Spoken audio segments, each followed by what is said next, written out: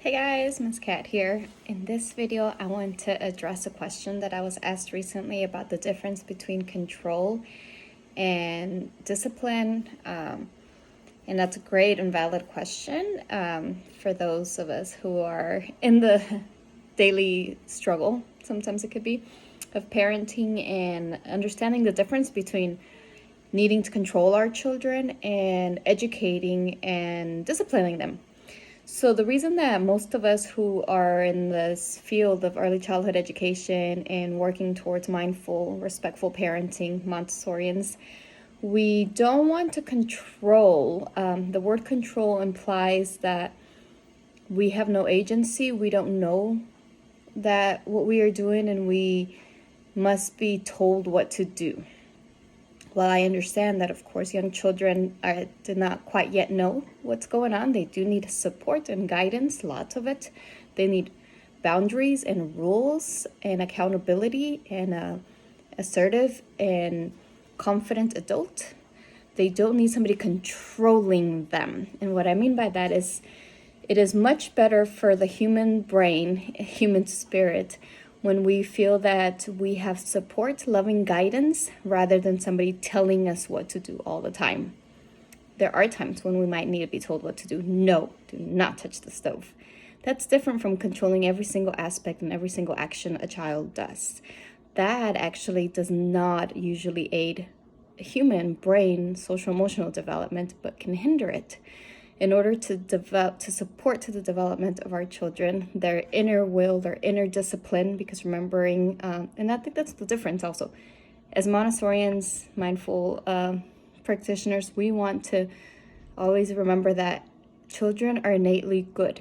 And so that might be a perspective also. If you really believe that humans are innately good in the meaning that we want to do good things in the world, we want to participate, we want to collaborate, we want to share love, then you can see humans in that way and see, how can I serve that person? What are their developmental needs at this stage? What do they need from me to support them in cultivating that love, that respect, that confidence, that competency? How can I teach them and help them learn and practice the skills they need to get along in society, to get along in this household, to get along at school? There are rules, and rules need to be followed. And that comes through time, through practice, and it usually, and I'm sure a lot of you know this, if you were raised with a lot of control, that usually you did better, and or at least that's the case for me, if somebody is supporting, loving you, giving you that respect, showing you connection, and that they really care and that they want to support you, rather than controlling you. Because control, sometimes happens with control is that we find, because we're intelligent humans, we find ways to escape the control, to rebel, or to not be seen, or to be sneaky. And I don't think for most of us that's our goals for our children. It doesn't really serve them. We want them to intrinsically learn how to do the right thing, whether somebody is watching or not. So it does have to do with character development, integrity, and again, the knowledge that humans are innately good. We want to be active, loving participants of our communities, and we need loving, educated adults who understand what our needs are and how to support us in the most supportive way so that we can achieve that goal.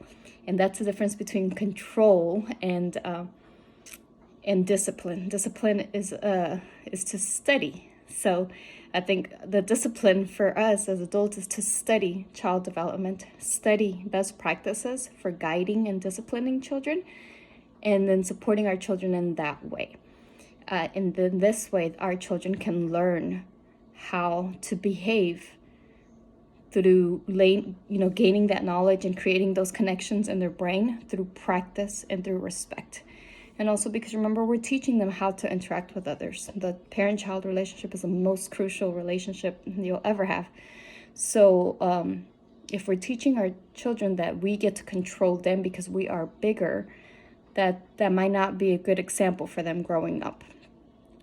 We can teach them instead that because we are bigger, more knowledgeable, we are here to love and support and respect them. We are here to protect and serve others, not to control others. So let me know if you want to expand on that any further, but that is my definition of the difference between control and true discipline.